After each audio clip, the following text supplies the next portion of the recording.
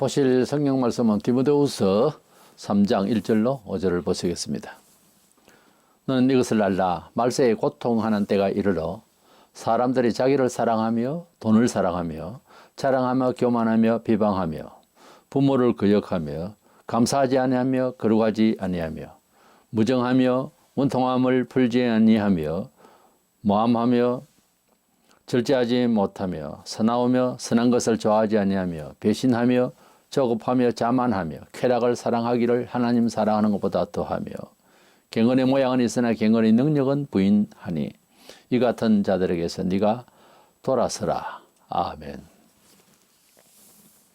우리가 하나님 백성을 성도라 그럽니다. 성도라는 말의 단어는 하기오서 이렇게 되어 있는데, 하기오서는 합성어로 하라고 하는 아니다 하는 뜻과 게라고 하는 게스 땅이라고 하는 먼지라고 하는 단어와 합성어로서 세속적이지 않다 그런 뜻이 됩니다. 우리가 하나님의 자녀가 될 때에 하나님의 자녀로서 세상을 어떻게 이해하고 취급하느냐 하는 것은 대단히 중요한 것이, 믿음을 물질적으로 이야기할 수가 없으니까 생활로서 또 주관으로서 우리가 설명을 하고 보여줘야 하기 때문에, 우리가 예수님을 믿고 금방 죽을 상황이 아니라면 세상을 살아가면서 믿음을 표현을 해야 될 것입니다.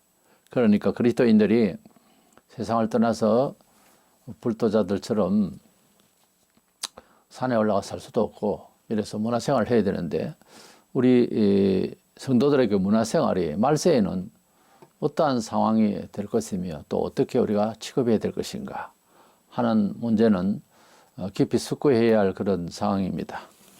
이것은 우리 삶 속에서 실질적으로 우리의 믿음을 표현하는 상황이기 때문에 성도가 말세 문화에 대해서 어떻게 분별할 것인가, 말세 문화와 그 문화에 대한 취급을 생각을 하려 합니다. 그래서 말세 문화 분별이라는 주제로 말씀을 나누고자 합니다. 먼저는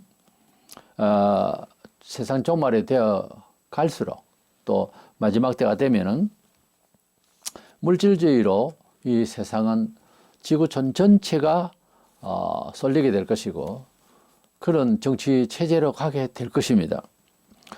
이래서 물질주의를 조심해야 됩니다. 하나님께서 물질을 주셔서 하나님께서 원하시는 대로 살면 은총을 주시고 세상에서도 행복하게 살도록 하십니다. 그러나 원죄와 자본주의로 인해서 세상 문화가 워낙 우리 인간 모르는 새에 마귀가 좋아하는 대로 타락을 해서 우리가 함부로 취급하기에는 너무 위험도가 많습니다. 그래서 우리는 하나님께서 우리에게 주신 바를, 이 문화생활을 어떻게 절제하며 살 것이냐 하는 부분에 첫 번째로 물질주의로 가서는 안 된다 그거예요.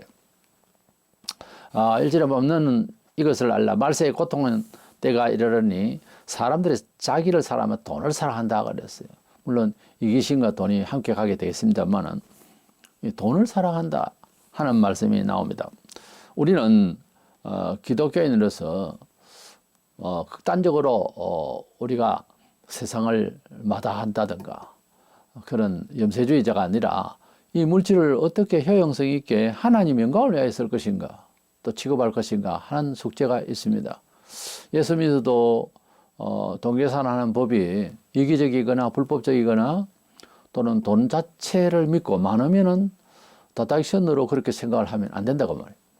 하나님께서 원하시면 물질을 내려놓을 때도 있어야 된다 하는 것이 기독교인으로서 물질에 대한 이해가 되어야 하는 것입니다.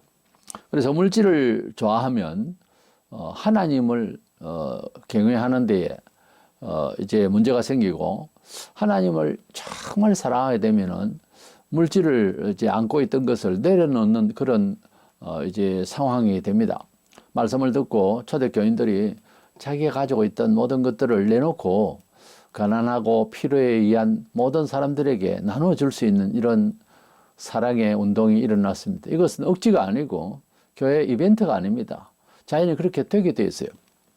마태복음 6장 24절에 너희가 하나님과 재물을 겸하여 섬기지 못하느니라. 우리는 물질이 제2 생명이라고 할 만큼 우리가 삶을 살아가는 데 있어서 돈이 필요하고 집이 필요하고 다 문화가 필요합니다. 그러나 이것을 위하여 산다거나 이것 때문에 기도하거나 이러면 소위 기복신앙으로 종교인이 되면은 하나님께서 주시고자 하는 영생의 생명력과 생명이 없습니다. 그것이 없어져요.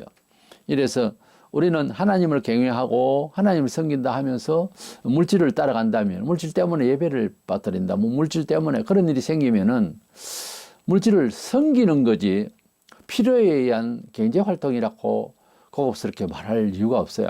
성경에는 이렇게 주님께서 하나님을 경배하고 하나님을 섬길 때에 물질을 겸하여 섬기지 못한다. 이 말씀에는 물질을 섬긴다는 말, 물질을 하나님처럼 그렇게 힘 있는 것으로만 여길 때에 과연 우리가 하나님 앞에서 극한 상황에서라도 우리가 구해달라고 기도할 그 의지는 있죠. 그런데 큰 환란이 왔을 때는 돈이라는 것, 집이라는 것, 모든 것이 땅이 갈라지고 전쟁이 터지고 극한 상황 또는 자기에게 이제 아무리 돈이 있어도 과학이 있어도 고칠 수 있는 병이 들었을 때는 물질이라는 게 그렇게 허망하기 짝이 없는 겁니다. 그래서 물질은 필요하되 하나님과 동등의 위치에 놓고 생각을 하는지 안 하는지 모르고 그렇게 생각을 할 수가 있어요. 그래서 이 물질을 좋아하면은 하나님도 물질도 아닌 그런 이상한 그 정서가 되니까 성도들은 반드시 이 기준이 있어야 될 것인 것입니다. 물질이라고 하는 이것은 과학적으로 이제 발전하면서 우리나라 같은 경우에는 70대 중후반부터 소위 그 부유한 나라가 되기 시작해서 세계 10위권에 들어갈 만큼 상당히 그 잘 돼 있는 나라입니다. 하나님의 은총이라고 볼 수가 있죠. 그런데 이때부터 신앙생활을 할 때에 처음에 지켰던 것처럼 가진 자는 가지지 않은 자처럼 그렇게 부여의식 속에서 자기가 교만하거나 자랑하지 말고 이런 처음 믿었을 때 그런 정신만 있었으면 더 부강한 나라가 되고 나라가 이렇게 어지럽지 않았을 것입니다. 그런데 오히려 물질주의로 기도하고 예수 잘 믿는 건 부자 되는 것이다 이런 쪽으로 계속 가르치고 그 조영기 목사라는 사람이 삼박자 축복인의 오중복음이나 하면서 이 세상을 어떻게 잘 살아가는 종교로서 최고의 종교로 만들었다 할까요? 그렇게 하니까 어떤 면에서는 은총을 받는 것이 맞는데 성경은 물질을 달라고 하는 기도보다 하나님의 나라와 의를 구하라 했어요. 그런 쪽이 돼야 되는데 문제는 내 필요에 의한 본선적인 거죠. 하나님 물질 주세요. 이런 식이 되다 보니까 이거 부인할 수가 없어요. 기복주의라고. 이런 소위 그 일반 종교에서 빌고 복을 받고자 하는 그런 형식으로 가버리니까 정말 진리의 핵심적 가치의 영생과 그 영원한 나라의 상급에 대한 것은 진짜 가르치지 않으니까 교인들이 소위 물질주의 신앙자가 되어버렸다 그 말이에요. 그때부터 시작해서 위태로운 것이 시작됐는데 모르고 있다가 코비드 들어오고 세계 정세가 바뀌고 이러니까 교인들이 지금 거의 절반 남았어요. 1천만 대에서 500만도 채 안 된다고 이렇게 보고가 있던데 데이터를 우리가 확실하지는 않지만 많은 교회가 없어졌어요. 그것은 시험을 받았다기보다 참된 믿음의 가치를 가지지 않으면은 작은 시험이든 큰 시험이든 자멸합니다. 원래 신앙이 아니에요. 그것은 가룟 유다가 시험을 받아서 예수님을 팔아서 그래서 그냥 자살해서 죽었다 이렇게 오해하기 쉬운데 그는 태어나지 않았으면 좋을 뻔했다 하신 주님의 말씀처럼 그는 운명적으로 그렇게 태어난 거예요. 처음부터 믿음이 없었어요. 그 사람은. 저는 일생 반세기 동안 하나님을 생각을 할 때 우리에게 믿음에 대해서 특별히 여러 주제가 있는데 믿음이 과연 자라나는 것인가 아니면 믿음은 주셔서 그 믿음을 가지고서 충성봉사하게 되는 정도인가 각각 믿음의 분량을 주시는 걸 나는 알고 있기 때문에 사람이 잘 안 변하고 어떤 일을 실행을 했을 때 그 사람이 오늘 당장 어떤 믿음을 물론 모험적으로 감행을 했더니 어떤 기적의 체험을 한다거나 어떤 일을 이루거나 하는 수가 있긴 해요. 그러나 그런 믿음도 이미 사람마다 다 다릅니다. 믿음의 양이. 그 믿음을 선물해 했고, 그래서 그 믿음을 발휘한 내용이지, 믿음 자체 하나님을 얼마나 믿고 의지하는 그 자체가 장성하는 것이 교육적으로 금방 되는 일은 아니더라는 거지요. 물론 훈련을 받고 경험을 쌓고 하다 보면 또 더 크게, 더 깊이, 더 확실히, 더 의지함이 강화될 수는 있다고는 봐요. 그러나 믿음이라고 하는 것이 예배당에 왔다 갔다 하고 성경을 많이 그런다고 해서 이게 믿음이 자랑은 아니더라고요. 바늘 도둑이 소도둑 된다는 말도 있고 빙산의 일각이라는 말도 있습니다. 사람의 무엇을 조금 잘못하면 그 조금 잘못한 것은 들키고 드러나고 한 것뿐이지 정말 그 속에서 큰 그런 죄를 안고 있는지 모르잖아요. 어떤 작은 일을 충성스럽게 할 때에 그 모습이 일상에서 몇 번 보이면 큰 충성도 할 수 있는 사람인지도 모릅니다. 이래서 우리가 가지고 있는 믿음은 어떤 면에 있어서 객관적으로 증명이 되어버려요. 어떤 생활에서 보면 한 가지를 보면 10가지를 안다고 하나님을 믿는 그 믿음의 색깔이 어떠냐 하는 것은 한 두세 번의 경험을 딱 보면 그 사람이 하나님을 어떻게 이해하고 인생을 생각하며 사느냐 하는 것이 드러나요. 그런데 때마다 돈을 좋아하고 때마다 생각하는 게 세상적으로 자기 자랑을 하고 싶을 때는 얼굴이 피고 예수 믿는 바람에 구집과 하면은 성질을 내고 이러면 목사가 생각할 때는 평소에 뭐 잘하고 교회에서 융화스럽고 해도 좀 잘못 이제 오해하고 저 사람이 지금 뭔가 신앙을 자기 자신도 모르게 지금 뭐 좀 잘못 알고 있고 어떤 면에서 속이고 있다 이렇게 보죠. 위험하죠. 그런 사람은. 아무리 인격적으로 보여도 하나님의 요구에 대해서 응답이 늦고 불평을 하고 점잖하게 그냥 빠져나가고 뭐 이런 거 있잖아요. 그런 사람은 다른 일에도 똑같다라는 거지.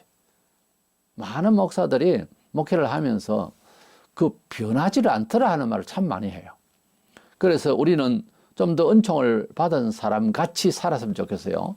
하나님께서 원하시면 모든 것을 내려놓고 주님을 가장 귀하게 여길 줄 알 때 어떤 시험이 올 때 선택의 문제에 있어서 세상 사람들처럼 계산법으로 생각하지 말고 주님이 원하시는 그런 방식으로 선택하시기를 바랍니다.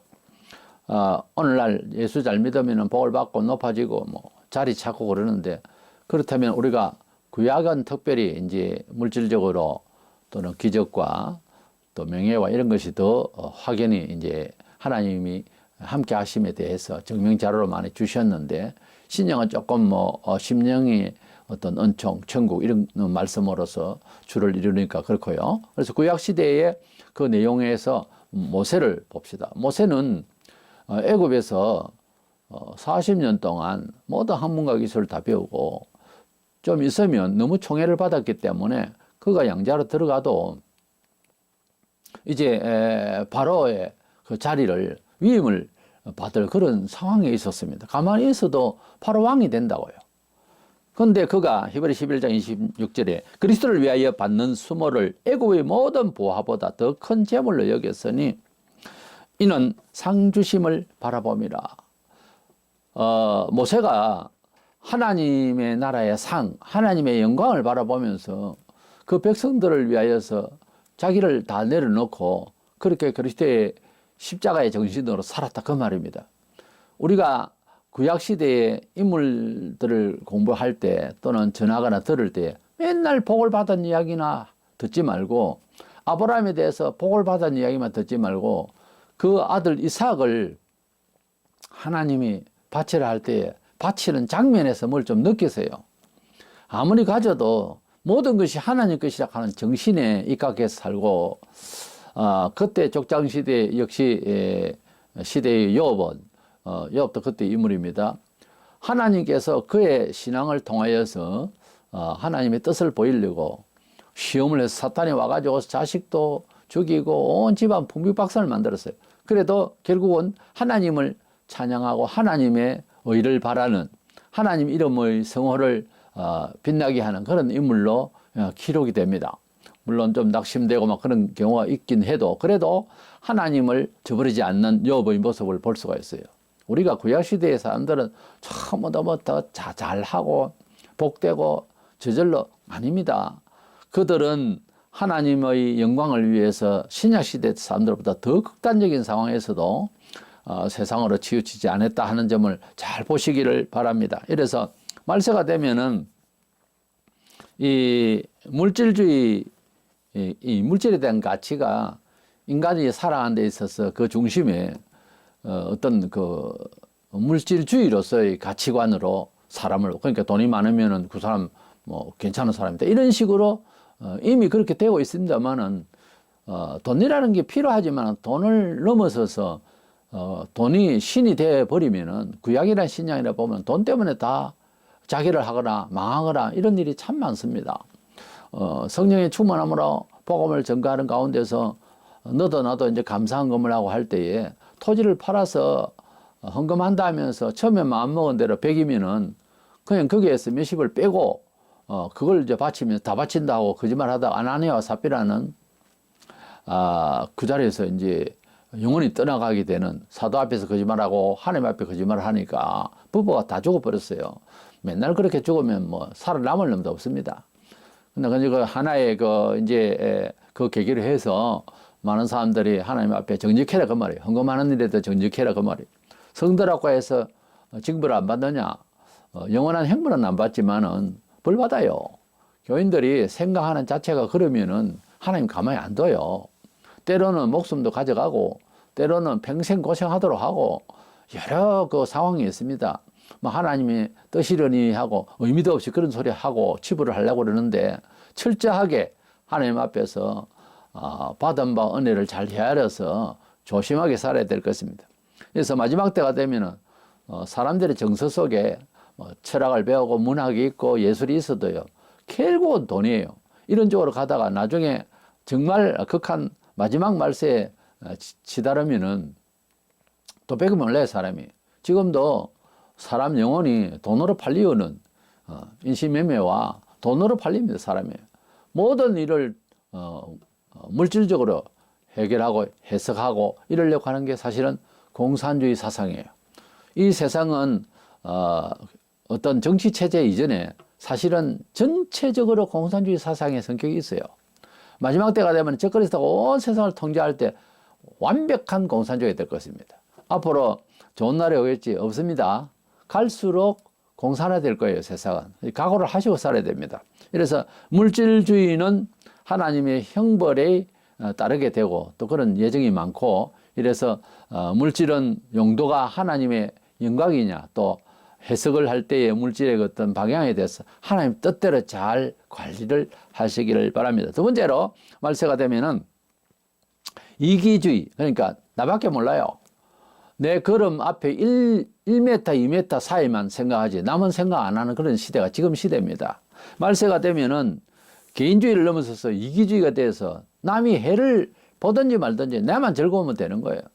이런 식으로 살면서 하다 보니까 나밖에 모르니까 부모도 없고 가정도 파괴가 되는 이런 상황이 벌어지게 됩니다. 말세가 되면 자기를 사랑하고 자기 혼자 살려고 돈은 있어야 돼. 돈을 사랑하고 자랑하고 교만하고 비방하고 부모를 거역하고, 이 부모를 거역한다고 하는 것은 사회적 관계가 가정에서부터 일어나는데 부모를 거역하고 무슨 사회 선한 일꾼으로서 그런 소통을 하겠습니까? 감사치 안 하고 거룩하지 않고 구별력이 없다는 거죠. 우리 성도답지 않고 무정하고, 정말 무정합니다. 지금 세상에 뉴스거리 보면 사람도 아닌 그런 이제 죄를 짓고 원통함을 풀지 않는데, 이거는 뭐 원통함이 내가 당했는데 원통함을 왜 안 풀었냐 법에 가서 그런 뜻이 아니고, 이 번역에 약간 문제가 있는데 양심을 이제 풀어내지 않는다 그런 뜻이에요. 그러니까 어떤 자기가 가지고 있는 이제 앙심 있잖아요. 그 앙심을 선한 양심으로 풀어버려야 되는데 그 앙심을 품고 그것을 풀지 않는다 이거예요. 선한 양심을 다 풀어내야 되는데, 그래서 앙심을 품는다는 거예요. 원통함을 풀지 않는다는 말은 이게 지금 번역에 이제 선택이 잘못된 것 같아요. 그래서 앙심을 가지고서 이 세상을 산다는 거예요. 지금도 많은 뉴스거리가 하루에도 수번의 이야기가 있습니다. 앙심을 품고 원통하고 하는 건 앙심입니다. 이 번역이 잘못된 거예요. 그리고 모함하고 분노 조절이 안 되고 배신도 하고 수많은 이런 문화 속에서 하나님을 찬양하며 박수치며 사는 것보다 이 세상 것을 쾌락을 즐기기를 필요 이상의 그런 것들을 가지고서 사실 반려견이다 애완견이다 하지만은 동물을 키우는 사람들도 결국 거기에 마음이 다 빠져 있고 하나님을 사랑하고 기도하는 것보다 그게 좋다는 거죠. 이래서 그런 쪽으로 이 세상에 그 무엇이든 간에 하나님 경외하는 마음이 없이 그쪽으로 시간 보내고 빠지고 돈 빠지고 흘리고 그러면 이건 잘못된 거예요. 우리가 하나님의 나라에 갈 때까지 이 세상 것을 다 취한다 해도 전부 다 내려놓고 버리고 가야 할 것들입니다. 그것을 잘못 취급하면 시간, 세월을 다 허비하는 거예요. 물질도 허비하고. 이래서 우리는 가능한 좀 절제하고 뭐든지 소규모로 적절하게 약간 부족한 듯이 그러면서 살다 가야지 먼 세상을 그렇게 온통 다 가지고 싶고 그래요. 그래서 모든 물질적인 것 여러 가지 삶의 문화의 형태를 우리가 항상 조심하면서 살아야 될 것입니다. 특별히 이기심은 정말 안 좋은 겁니다. 그래서 우리가 배타적이거나 이기적이거나 개인주의까지 이건 잘못된 거예요. 성경에는 비혼주의라는 것은 정말 하나님 앞에서 잘못된 거고요. 남녀는 분명히 그 종류별로 지으신 동물과 같이 사람도 남녀로 만들었기 때문에 동성애는 이거는 하나님 앞에 천벌받을 일입니다. 이래서 우리는 결혼해서 힘들고 어렵지만은 그 가운데서도 우리가 이 인류사가 다 부모의 사랑 가운데서 태어나서 그런 사랑으로 자라서 다 우리가 이 세상을 살고 있는데 그거를 모두 다 그냥 결혼 안 한다 하면 자멸하겠다는 겁니까? 다 그러면 그 다음에 그 세대는 다 죽고 없는데 이거는 원리적으로 안 맞잖아요. 객관적으로 잠시만 생각해도 그건 잘못된 주장이거든요. 그래서 우리는 사회 또는 보편적인 이런 원리에 입각해서 상황을 생각해서 옳지 않겠다 싶으면 그거는 불법이다 이런 생각을 할 줄도 알아야 됩니다. 성경적으로 볼 때 아예 비혼주의, 동성 그런 연애나 또는 동성 이런 그 결혼 이건 말이 안 되는 이야기예요. 이래서 이 마지막 때가 되면은 이기심은 사실 본성이에요. 내 마음대로 하고 싶다는 그 마귀가 주는 생각이에요.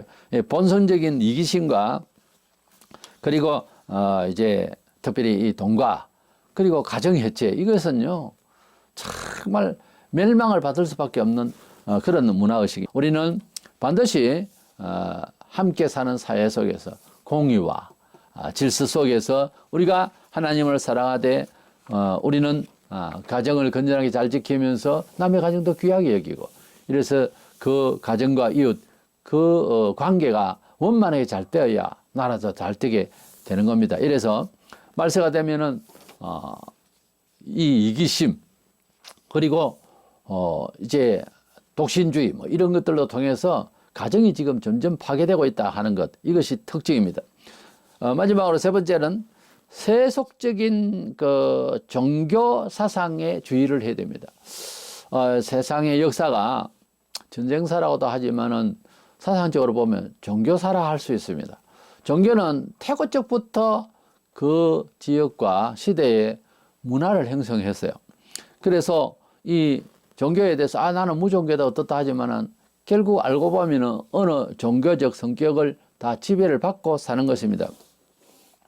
인간이 살아가고 있는 것 중에서 종교가 끼친 영향은 굉장히 큽니다.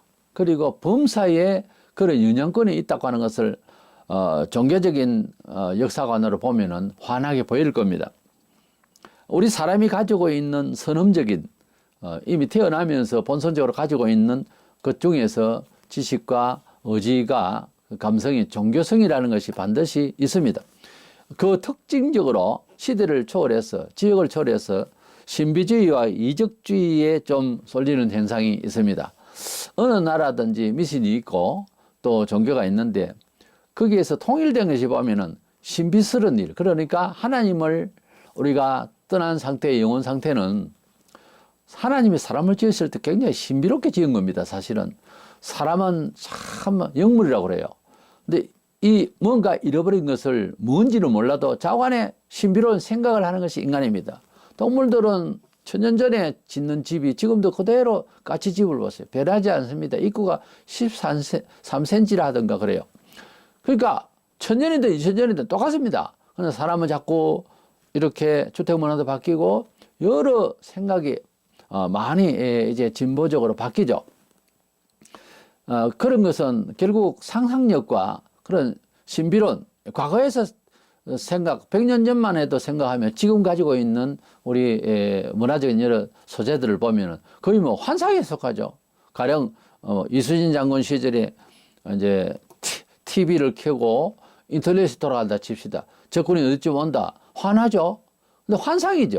그런데요, 그것을 500년 전에 생각을 그때 그 생각을 하는 것은 신비로운 생각이죠. 환상적인 생각이에요. 지금도 우리가 그런 생각을 많이 하고 환상적인 생각을 많이 하는 버릇이 있습니다. 이것이 긍정적인 측면에서 보면은 천국을 환상적인 그 세계가 실제 있다고 하는 당겨서 생각하는 것이 어떤 면에 있어서는 신비예요. 천국을 믿는다가 신비가 아니라 천국이 있음이 사실이거든요. 근데 그것을 인지할 때 그것은 신비로운 지식이라는 거죠. 성경은 신비에 가득 차 있습니다. 어떻게 이런 일이 있는가 하는 일이 너무 많고 우리가 기다리고 있는 천국과 그 내세에 대한 영원한 천국과 영원한 지옥도 신비로운 겁니다. 그런데 그것은 환상은 아니에요. 그것은 지금 느끼거나 뭘 보거나 할 때는 환상이 되지만 실제 존재적인 입장에 있어서는 신비로운 세계로 실존해요. 그래서 사람이 그런 게 있습니다. 잡생각은 뭐 아무 소용없는 거고요. 그래서 기도할 때도 묵상도 깊이 들어가려면은 정말 부르짖고 가슴 치며 애통하며 그런 액션이 필요한 기도가 먼저가 돼야 됩니다. 원래는. 그래하고 나면 이제 깊이 들어갈 수가 있는데 그냥 평상시에 묵상만 기도한다 하는 것은 간절하기 좀 어렵습니다. 가능한 무릎 꿇고 기도하는 게 좋습니다. 퍼질고 앉아 있으면은 생각도 늘어져요. 약해진다고. 딱 무릎 꿇고 5분이라도 좋습니다. 1시간 그냥 퍼질고 앉은 것보다 5분, 10분 무릎 꿇고 기도하는 것이 너무 하나님 보시기에 좋아서 우리가 이래 하나 저래 하나 줄 걸 주세요. 이런 관계가 아닙니다. 하나님은 다 해결해 주시지만 그래도 구하여야 할지니라 그랬어요. 기왕에 구하는 처지 같으면 무릎 꿇고 항복의 의미도 있고 공경의 의미도 있고 무릎 꿇고 하나님이 우리 육신이 무릎 꿇는 것 보고 꼭 주시나 그렇게 생각하지 마시고 무릎 꿇어 보세요. 어떻는지. 무릎 꿇고 하면 더 겸손해진다니까요. 마음의 그릇이 달라져요. 그러면 하나님께서 은혜를 주신다고요. 그래서 생각이 많고 미래지향적이면서 하나님의 창조적인 그 신비를 생각하면서 미래를 꿈꾸는 사람은요, 물론 불신자 세계도 그런 게 있습니다만 그 상상이 부족한 사람은 글쎄요, 믿음을 가지기가 좀 어렵습니다. 우리 믿음의 세계는 상당히 상상이 필요하고 그 상상은 이미 정해진 실존을 앞당겨서 내 것으로 내가 실존화하는 마음에 실제화하는 그런 통로가 됩니다. 근데 너무 그 교회를 다니는 것을 또는 믿음에 대해서 지금 정신문화적으로만 생각하거나 일반 문화적으로 생각해버리고 의지적으로 생각하고 사람과의 관계에 있어서 일론적으로 생각하면 안 됩니다. 얘는 하나님을 만난다고 하는 말 자체도 사실이면서 신비로운 세계예요.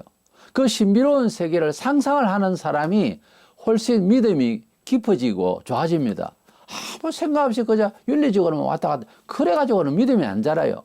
상상을 많이 하시는 것은 긍정적인 면에서 좋은 뜻이에요. 무슨 생각이 있어야 뭔가 필요를 느끼고 필요를 느끼니까 기도를 하고 우리의 의지 밖에까지 요구하는 마음이 그게 믿음이거든요. 하나님은 하실 수 있으니까요. 그래서 생각 없이 기도하면 안 됩니다. 상상이 있어야 됩니다. 하나님께서 배려하십니다. 그렇기 때문에 우리의 종교성이 믿음 안에서 잘 작용이 되면 좋은 거죠.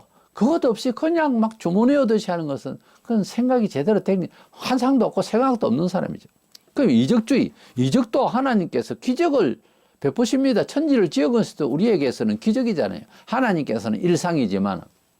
그러나 그 이적을 우리 생활에서 믿음의 요구사항에서 뭐든지 기적으로만 해주세요 하고 가만히 앉아 있으면 이건 아니라는 거죠. 우리가 필요할 때는 하나님께 주시지만은 원죄와 자범죄 이유로 우리가 노력을 해야 됩니다. 예를 들어서 의학을 하는데 학원에서도 배우고 우리가 공부를 합니다. 근데 하나님 기도하면서 영어를 잘하고 싶어서 영어 잘하게 해주세요. 아멘. 그럼 학원 선생 다 문 닫아야 되고 그렇게 안 합니다. 하나님은. 치료도 그렇고 기적적으로 치료가 되지만은 또 거두어 가시려면 아무리 의사가 들어붙어도 못 고칩니다. 또 의사가 붙어서 고치려고 해도 안 되는 불치병이었어요. 그것도 하나님께서 고치시려면은 단순간에 사람을 온전케 하실 수도 있고 또 멀쩡한데도 영혼을 데리고 가시면은 뭐 우리는 뭐 급사했다 이렇게 하지만은 하나님이 데려가시면은 그냥 영혼 빠지면 그냥 죽는 거예요. 건강해도. 그러니까 인명이 제천이고 모든 것이 하나님 손에 있으니까 하나님은 기적을 베푸시고 우리 편에서 기적입니다. 이적을 베푸십니다. 그러나 뭐든지 우리의 문화적인 책임을 안 지고 하나님 알아서 해주세요. 이거를 이적주의라는 거예요. 자기 할 일을 다 하는 거예요. 열심히. 자기가 할 수 있는 것 다 하고 하나님 여기까지입니다. 더 이상은 제 힘으로는 안 됩니다. 그럴 때 하나님 앞에 무릎 꿇으면 반드시 채워줘요. 노력하시고 또 일을 다 하시고 할 수 있는 데까지 다 하고 그 다음에 한계가 있잖아요. 그때는 하나님 앞에서 기도하고 우리 성도들은 도와주시는 것입니다. 수많은 사람들의 간증이 있으니까 그것은 우리는 하나님 앞에서 나에게도 그렇게 역사하시는 것을 믿으라는 일들이죠. 그러니까 남이 그렇게 되고 나는 안 된다 그렇게 생각하면 안 되고 이래서 우리는 이적은 있으나 이적주의를 나갈 때는 이거는 하나님을 그냥 뭐 은나라 뚝딱 겁나라 뚝딱 그런 얘기가 되는 거죠. 그래서 하나님은 그런 이적만 행사하시고 우리에게 일거리를 안 주시고 뭐 그렇게 하고자 하는 것이 아니라 모든 일을 우리가 문화 속에서 노력해야 될 것은 하고 다 하지만은 그러나 기적을 또 베푸실 때도 있다 하는 것입니다. 필요할 때는 베푸신다는 것을 믿어야 되겠죠. 그런데 말세가 되면은 이 신비와 이적을 주의로 나간단 말이에요. 모든 일을 이렇게 보편적인 이런 인격으로 그런 이제 삶으로 살지 아니하고 그냥 뭐든지 신비가 있어야 하나님이다. 기적이 있어야 하나님이 역사하신다. 이렇게만 믿으려고 하면 안 된다 이 말이에요. 우리가 밥을 먹고 문화생활을 하고 직장생활을 하고 장사를 하고 이 모든 것들도 하나님의 은혜 가운데 다 되어지고 있는 일들이에요. 사실은 그걸 어느 날 탁 막아보세요. 마음은 뻔한데 아무것도 안 됩니다. 하나님께서 은혜 주셔서 길을 가고요. 하나님께서 은혜 주셔서 잠을 잡니다. 그걸 아셔야 되는 거예요. 일상이 얼마나 은혜가 되고 복인가를 우리 한국의 최고의 재벌인 삼성의 이건희 회장님이 자리에 누워서 그 많은 돈이 있어도 모든 사람을 가자 하면 가고 하던 그런 차를 타지 못하고 간호사가 밀어주는 이런 휠체어에 타게 되고 그 많은 것이 돈이 있어도 그 많은 의사가 있고 이래도 자기를 고치지 못하고 나는 죽는다고 그랬어요. 우리가 이 세상 것을 다 믿고 살 것 같아도 한계가 딱 오면은 우리는 이 세상 것을 믿을 것이 아무것도 없는 거예요. 우리는 마지막 때가 되면은 지극히 이제 조심해야 될 것이 세속주의 종교 이제 방식인데요. 그 중에서 거짓 그리스도 또는 거짓 선지자가 나타나서 이제 정통적으로 믿던 그런 믿음이 상실되고 이적주의, 신비주의로서 사람들을 미혹을 합니다. 지금도 우리 한국에만 해도 얼마나 많은 사람들이 신비로 사람들을 다스리려고 하는지 모릅니다. 믿음은 이적과 신비가 있으나 신비주의, 이적주의로 가면 그때부터 시작해서 문제가 발생합니다. 마태기 24장 24절에 거짓 그리스도들과 거짓 선지자들이 일어나 큰 표적과 기사를 보여 할 수만 있으면 택하신 자들도 미혹하리라. 주님께서 말세가 되면은 이런 거짓 지도자가 있다고 했습니다. 계시록 13장 13절에 큰 이적을 행하되 불이 하늘로부터 땅에 내려오게 하고 말세가 되면은 세계를 통제할 한 왕이 나타날 것인데 오른팔이 되는 온 세계를 종교적으로 통합시켜서 소위 마지막 때에 거짓 선지자가 하나 나타날 것인데 하늘에서 불이 떨어지라면 불이 퍽퍽 떨어지고 큰 그냥 운동장에서 집회도 할 겁니다. 그러면 그 능력을 보일 때 진짜 선지자인가 보다 그 마음을 갖게 되는 것은 평소에 그 생각을 하고 있었기 때문에 그런 거예요. 억지로 믿으라 하는 것이 아니잖아요. 종교는 세상 끝날까지 그럴 거예요. 그러나 자기가 반하는 거예요. 거기서. 지금도 얼마나 많은 사람들이 미혹을 받는지 모릅니다. 마태복음 12장 39절에 이럴 시대에 아셔야 될 거예요. 악하고 엄란한 세대가 표적을 구하나 그랬어요. 그것은요, 악하기 때문에 그런 것을 구한다는 말은 이런 거예요. 마음이 좀 부드럽고 하면은 얘기를 가지고도 통하잖아요. 근데 마음이 아주 독해져 있는 사람은 표적을 보이면서 화끈하게 보이면은 뭔가 조심히 가죠. 그만큼 오늘날 시민의식이 완전 조폭들이 돼가지고 예사로운 말로는 아예 듣지도 않아요. 그래서 말세가 되면은 이 악하고 엄란한 세대가 표적을 구한다 하는 일인 종교 심리적으로 볼 때 그렇다는 거죠. 이래서 우리가 세속적인 이런 종교의 그 사상이 이제 이적주의 신비주의로 나가면서 기독교 보편 진리를 와해하는 이런 미혹을 하는 일이 있으니까 지극히 조심해야 된다 이거예요. 교회 사회가 이제 세상의 지식과 또 이런 사상을 통해서 많이 지금 20세기 말부터 시작해서 세속화 되어버렸어요. 다니엘 12장 4절에 보면 많은 사람이 빨리 왕래하며 지식이 다리라. 교통수단이 빨라지고 그리고 전달의 매체가 이렇게 빨라졌죠. 그리고 지식이 다리라 정보시대라고 합니다. 이러다 보니까 숙고하고 반성하고 이것이 하나님의 뜻인가 하는 생각을 할 겨를 없이 막 빨리 돌아가요, 세상이. 그러다 보니까 자기도 모르게 세속적 방식의 사상이 뇌를 자꾸 서칩니다. 그러니까 믿음으로 하나님 앞에서 서야 될 자리를 그냥 지나간다든지 이런 경우가 많이 발생을 할 것을 예고하고 있습니다. 때문에 다니엘이라면 600년 전의 사람인데 빛이. 근데 우리가 지금 이 시대에 이 말씀대로 얼마나 교통수단도 빠르고 여러 가지 그 지식 전달이라든지 매체가 빠릅니까? 이런 상황에서는 이제 뭐가 발생합니까? 숙고할 시간이 없단 말이에요. 이것이 옳으냐 그러냐 생각할 겨를이 잘 없어요. 바빠요. 그래서 뭐 가면 우리 입에서 그냥 나옵니다. 아이 바빠서. 이렇게 바쁘게 돌아가면 큰 장점은 이제 신속하니까 좋은데 단점이라면은 기독교라고 하는 것은 자기를 멈추고 자기를 돌아보는 것이 시작이거든요. 그러니까 멈추고 세워놓고 평가를 해야 되는데 삶의 모든 요소와 모든 취향과 모든 선택에 있어서 숙고할 시간이 잘 없는 거예요. 이것이 이제 그게 문제인 거예요. 그래서 너무 빠른 것보다 조금 템포를 느리게 이제 하는 것도 괜찮습니다. 어떤 트렌드를 위해서 이제 문화적인 이런 요소라든지 어떤 복음을 전달하기 위한 이런 선교적인 방책에 있어서 새로운 이제 그 순발력 있게 그 문화에 적응하기 위한 이런 수단들은 빨리 바꾸는 것은 좋겠지만은 그러나 우리가 사상을 전달하거나 또는 이제 삶의 유익함에 대해서 행불행을 이야기할 때는 수고를 해야 되는 거예요. 하나님 뜻대로의 삶을 자세히 생각을 해야 되는 거예요. 우리가 현대의 정보 시대라고 하지만은 이 정보가 성경에 말씀한 대로 정말 사사로운 인간의 지혜로서 너무 가득 찼기 때문에 옳은 것이 잘 없어요. 인터넷 열어보면 여기는 이렇게 말하고 저기는 저렇게 말하고 그래서 한쪽만 듣고 또 막 뜯어내 또 그래서 인터넷 박사가 돼가지고 그렇게 한쪽으로 편향적으로 지식을 가지는 것도 큰 문제예요. 말이 많아지고 막 사람들이 근데 이게 잘못된 것이 너무 많으니까 조심해야 되는 거예요. 고린도전서 8장 2절에 만일 누구든지 무엇을 아는 줄로 생각하면 아직도 마땅히 알 것을 알지 못하는 것이요. 그렇습니다. 뭐 좀 안다고 아는 것 같아도 아니라는 거죠. 디모데서 3장 7절에 항상 배우나 끝내 진리의 지식이 이룰 수 없느니라. 비판적으로 하신 말씀이에요. 이 세상의 지식이 하나님보다 더 괜찮은 뭐 식견이 있는 것 같아도 다 떠들어도 결국 옳은 진리는 아니다는 거죠. 잠언서 1장 7절에 결론은 여호와를 경외하는 것이 지식의 근본이다. 하나님 믿고 예배하고 하는 게 뭔 지식의 근본이에요. 믿어보세요. 경건생활 해보세요. 기도하고 예배 잘 해보세요. 어떤 생각이 바른 생각이 우리 뇌리에 생기는가. 반드시 바른 생각이 생기고 바른 지각이 생깁니다. 하나님 떠나서 뭘 잘해보겠다 해보세요.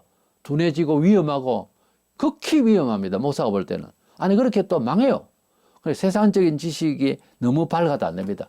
원래 목사가 좀 그렇고 교인들도 다 좀 순해야 되는 거예요. 이 세상 것에 너무 지식이 뭐 있는 것 같이 뭐 자랑하거나 또 뭐 별것도 아닌 책을 서재에 가득 채워놓으면 나 뭐 좀 안다. 알기는 뭘 알아. 그러지 마시고 오직 책 중에 책은 성경이고요. 우리가 지혜를 받는 것은 야고보는 하나님 앞에 구해라 그랬어요. 하나님을 경외하는 것이 지식의 근본이라. 이거 해보면 알아요. 세상의 지식, 과학이 최정상을 이루는데 과학 보세요. 세상을 불안하게 하고 불안하고 있습니다. 이게 무슨 지식의 근본입니까? 얼마나 위험합니까? 바울은 율법학자로서 참 지식인이었습니다. 그러나 예수 만나고 난 뒤 그의 고백을 들어보면 압니다. 빌립보 3장 8절에 또한 모든 것을 해로 여기면 내 주 그리스도를 아는 지식이 가장 고상하기 때문이라. 내가 그를 위하여 모든 것을 잃어버리고 배설물로 여기면 그리스도를 얻고 그랬어요. 바울은 헬라 철학, 유대 철학 정말 통달한 사람이고 그는 당대의 최고의 사람입니다. 쉽게 늘어서는 특별히 종교적인 입장에서의 세계관, 쉽게 늘어서는 최고의 사람입니다. 그런데 예수 만나고 난 뒤에 뭐 아주 짧은 시간에 완전 사람이 변하니까 결국 아무것도 안 되는 거예요. 세상 거는 오히려 해악이 된다는 거예요. 오히려 해악이 됐기 때문에 예수 잘 믿는 사람을 돌로 쳐 죽이는데 가편투표를 하고 이렇게 살인자가 되는 거예요. 그러나 우리 이 세상 지식이라고 하는 것은 일상 문화생활에서 지식이 있을 때 메뉴를 따라 사야 되겠죠. 전자제품을 하나 샀더라도 새로운 거면 새로운 메뉴를 따라서 사야 되겠죠. 그러나 그런 지식을 말하는 것이 아니고 목적 성향에 있어서 취급하는 중심에 있어서 세속적으로 하면 망한다 그 말입니다. 로마서 8장 17절에 우리가 그와 함께 영광을 받기 위하여 고난도 함께 받아야 할 것이니라 이런 결론을 내립니다. 우리가 세상을 살아가는 데는 돈도 필요하지만은 또 우리의 삶을 영원히 책임지는 종교가 필요합니다.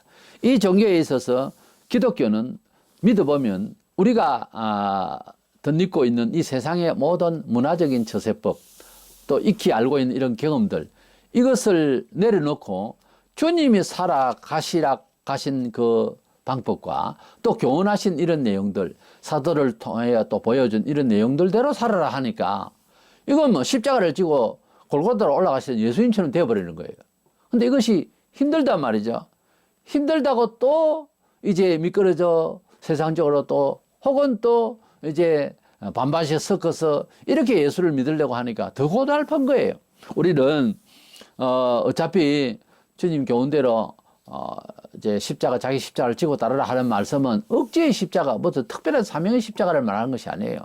예수를 믿는 그날부터 가족부터 시작해서 모든 이웃과 모든 사람에게 사실은 그들이 적으로 생각해요.